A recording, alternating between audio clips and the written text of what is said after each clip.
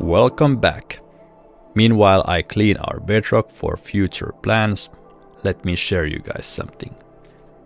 By the way, you can just listen to this video if you are, for example, driving or something like that.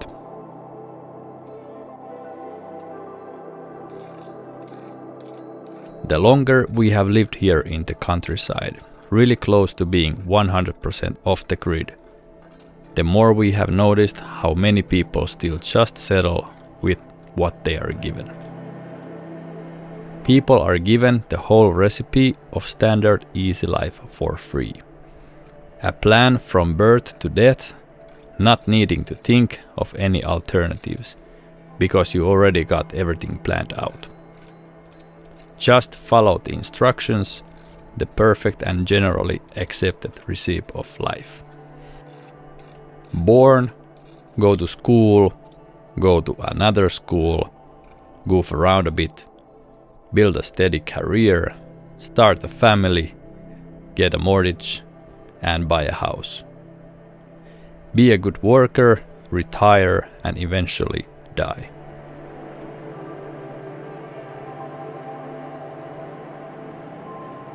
For some people this might be the right solution, but not for everyone.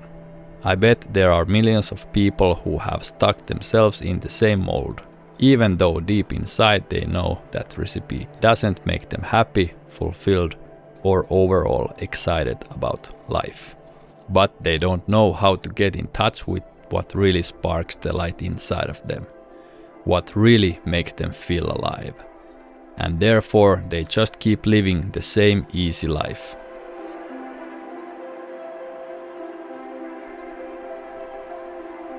And I don't blame them. I was one of them for almost 40 years. It's not easy to try to listen to your inner voice when everyone around is telling you, just follow the recipe you were given and you'll be good.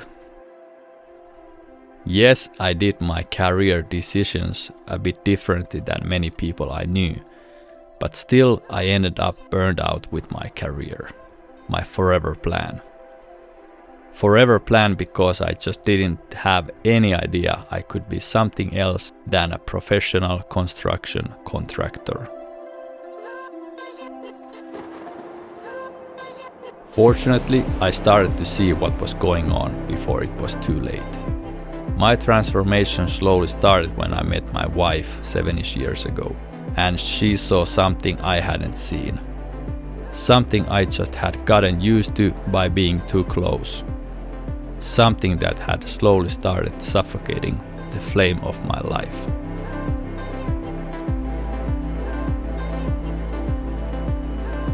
Then we started to work together, which was the first step to the new direction. She got out of the corporate world, and I finally got a business partner with benefits. Finally, I found someone to throw my wildest ideas at and not getting the "are you crazy" look back. There were those looks, but in the way, "that's crazy. Let's do that."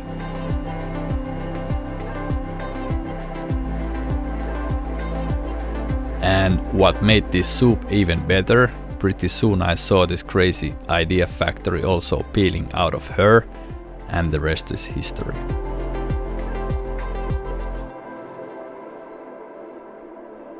We were a little bit all over the place for a few years, both getting inspired by opportunities we had close by, in the areas we were familiar with. We had many awesome all-nighters creating new projects and companies, just to find out they weren't what really kept us engaged and in flames after a few moments, months or years. They were just lacking something we craved. Something deeper and more meaningful. They were not making an impact to the world. Long story short, a couple of years ago we noticed that to really start thriving, we had to do some major cleanup in our life. Get rid of everything and everyone who weren't on the same page, who rather found problems than solutions. And also we knew that we had to do a big makeover to our living situation as well. Step 1. First we started to pick up more carefully who we were in contact with, who we let in our inner circle. Soon we found out it was pretty much just the two of us left, and that was fine. We thought it would be best to rather be alone than in company dragging us down. Of course, there are many times when you have to keep connected like family, but soon you find out with whom it is beneficial to share your dreams and plans.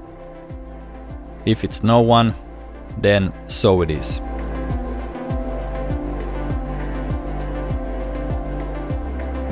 Don't let anyone steal the flow and energy you have built. Quick tip: how to decide who to let in your inner circle. After sharing your ideas and visions to someone, reflect how it made you feel afterwards. Of course, constructive criticism is most of the times beneficial, but if you feel like shit afterwards, there's your clue. If you feel uplifted, empowered and full of fire afterwards in a good way, that person is allowed in your inner circle. Step 2. Next was getting rid of stuff and other not needed responsibilities mostly I had been collecting my whole life. You wouldn't believe how relieving and freeing it has been to get rid of stuff and other things which were just a baggage from the past. It also frees so much physical and mental capacity not to have to take care of so many things anymore. This project is still in progress, but we have come a long way already. All of us have stuff to declutter. If you haven't started yet, start today. Quick tip: first, get rid of stuff you haven't touched in a year or things you run into occasionally just to say to yourself, "Whoa, I didn't even remember I had this." Another great tip for hanging clothes is to turn the hangers in another direction, and after a few months, get rid of clothes you haven't touched. Seasonal clothing is another thing, but you know what I mean. Getting rid of stuff doesn't mean throwing it away.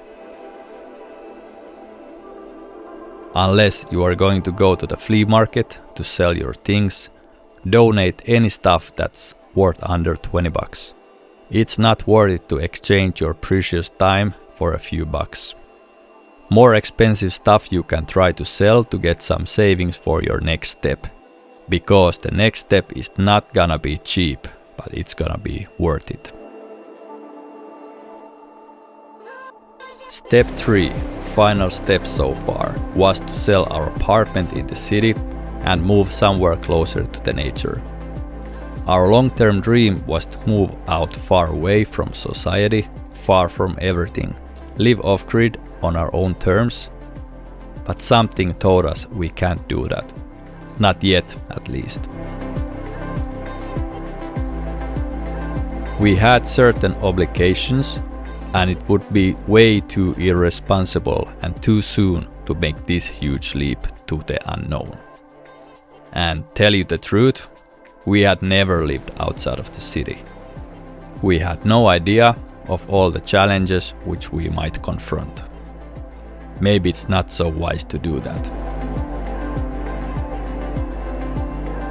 We almost believed that story in our heads, but thank God we listened to our hearts, and after a couple of U-turns and intersections later, we found a perfect couple-year-old trailer for us.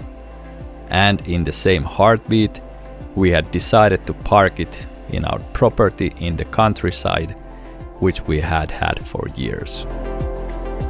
"This is crazy," we said and just grinned. Yeah, it was crazy, but it felt right, and after over a year living here, we still feel that the decision was the best decision we had ever made. Every day we feel like we are actually living our life, not just existing anymore. It was like we had been given a new chance to start our life again, but this time on our own terms. If you are thinking of doing the same crazy leap, check the video description. Thanks for watching or listening. See you in the next one.